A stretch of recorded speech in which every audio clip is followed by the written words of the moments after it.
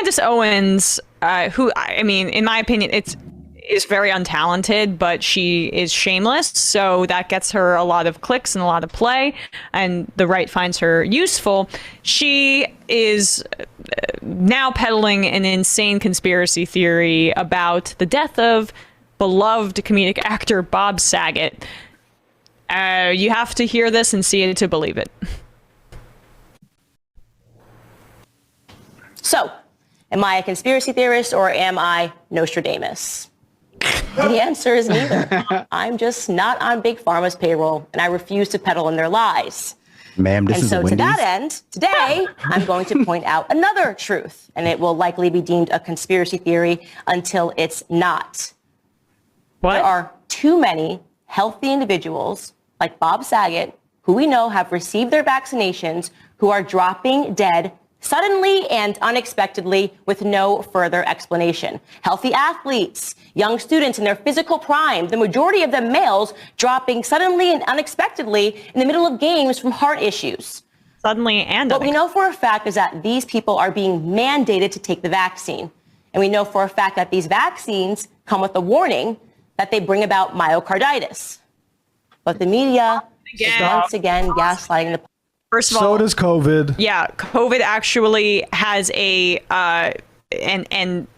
it's more likely that you are going to experience myocarditis if you contract COVID, and myocarditis is caused by other diseases or like viruses like the flu. Yeah, so it gets a common response to viral infection. But continue, because apparently Bob Saget, she has intimate knowledge that he was mandated to take the vaccine. So the young healthy soccer player Bob Saget. I mean, no offense to Bob Saget, but he was in his 60s. Continue. Mandated to take the vaccine. And we know for a fact that these vaccines come with a warning that they bring about myocarditis. But the media is once again gaslighting the public, pretending that to even take notice of this very alarming trend is a conspiracy. The problem isn't that healthy men are dying. The problem is that you're noticing it. Where are the fact checkers? All of this to say that I don't know why a healthy man who is in the middle of a comedy tour suddenly and unexpectedly drops dead in his hotel room. But I do know that we have a right to ask the question. All of us do. In fact, when the entire world has suddenly and unexpectedly been prescribed an injection that we don't need, it is not only our right to ask questions, but also our right to demand answers. Yes. I will say it's actually not suspicious. Right. I would say it's actually not suspicious that someone would be found dead in their hotel room during a comedy tour. The same way it's not suspicious when a pro wrestler in their like 40s or 50s drops dead in their hotel room while they're on tour. These lifestyles are very rigorous in different ways. There are drug issues. I'm not saying specifically for anyone, but there are drug issues. There are just the wear and tear of life on the road. I'm sure not everybody's able to eat as healthy when they're on the road for 10, 20, 30 years. There are a number of reasons why someone who's constantly on the road touring would have health issues early on in life. We've seen it in all the various professions that require people to be constantly traveling. Yeah, there's no drug. I just want to make clear there were seemingly no drugs found or anything with Bob Saget specific. Right. But he was in his 60s, and you know what's interesting to me too is how she's this is such a QAnon adjacent type of thinking. Everything's connected because like this celebrity that you know and love is probably connected to this deep conspiracy. Yeah, Kobe had stuff on the Clintons. A victim of it, right? I mean, that's like, yeah, Kobe killed the Clintons or whatever the conspiracy is. Everyone that you have a parasocial relationship with is connected to the larger conspiracy that you're also afraid of. Here's some magical thinking for you from Candace Owens. Well, that's where like the far right and also also conspiracy theories or conspiracy theorists of this type overlap quite a bit, because like their main evidence for most things is that like it's their experiences and they're very, like their own ability to think things through.